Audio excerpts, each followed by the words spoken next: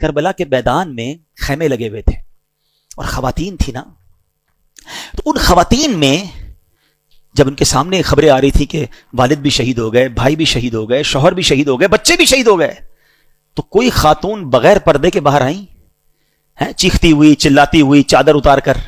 حالانکہ کیسا ماحول ہوگا، گھبراہٹ کیسی ہوگی کہ سارے مرد شہید ہو رہے ہیں، مگر اس کیفیت میں بھی ان کا پردہ باقی تھا. کیسا پیغام دیا ان پردہ دار بیویوں نے آنے والی نسلوں کی عورتوں کو کہ پنجتن کی غلامی یہ ہے کہ کسی صورت میں بھی پردہ نہیں ضائع ہونا چاہیے. مگر آج بازاروں میں گھوم رہی ہیں ہماری بہنیں بے پردہ، کہتے ہیں جناب عورت کی آزادی ہے. یہ کیسی عورت کی آزادی ہے؟ ایک طرف کہتے ہیں کربلا امام حسین اور کربلا والوں کے چاہنے والے ہیں، اور دوسری طرف بے پردہ عورت کو گھومنا کہتے ہیں عورت کی آزادی ہے.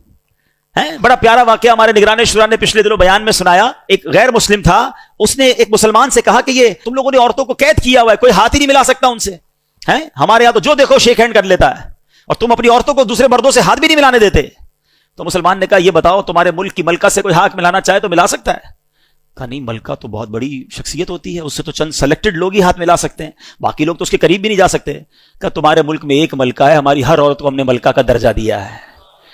ہماری ہر عورت کی عزت ہے، ہماری ہر عورت سے صرف وہی ہاتھ ملا سکتا ہے جس کو شریعت اجازت دیتی ہے، باقی ہر ایرا غیرہ نتھو غیرہ ہماری عورت کو ٹچ نہیں کر سکتا. یہ اسلام نے ان کو مقام دیا تھا، مگر ہم چاہتے ہیں نہیں جناب وہ مقام چھین لیا جائے اور عورتوں کو ان وحشت ناک لوگوں کے حوالے کر دیا جائے، اور کہتے ہیں یہ آزادی ہے. خدارا میری بہنیں، میری مائیں، جس پنجتن پاک اور بی بی خاتون جنت کی ہم قریش کہلانا چاہتی ہیں، خاتون جنت بی بی فاطمہ رضی اللہ تعالیٰ عنہ کا پردہ دیکھو کہ آپ جب نبی پاک کا وصال ہوا اس کے بعد کبھی نہیں مسکرائیں، لائف میں ایک ہی بار مسکرائیں. کیا وجہ تھی؟ کوئی نیا سوٹ ملا تھا؟ کوئی میک اپ کا معاذ اللہ سامان ملا تھا؟ نہیں. خاتون جنت کو ایک ڈولی دکھائی گئی کہ اگر آپ کا انتقال ہوا نا تو اب ایسی ڈولی ہم نے بنائی ہے کہ آپ کو لے کر جب جنازے میں جائیں گے ایسا پردہ اس پر رہے گا کہ کسی غیر مرد کی نظر نہیں پڑے گی.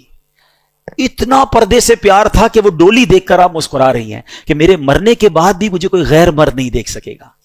اب پہلے ڈیسائیڈ کر لینا میری بہنیں کہ کس کی غلامی اختیار کرنی ہے. بی بی خاتون جنت بی بی فاطمہ کی، ان کے ساتھ جنت میں جانا ہے یا فلم ایکٹریس کے ساتھ جنت میں کیا جائیں گے بعد اللہ جہنم میں؟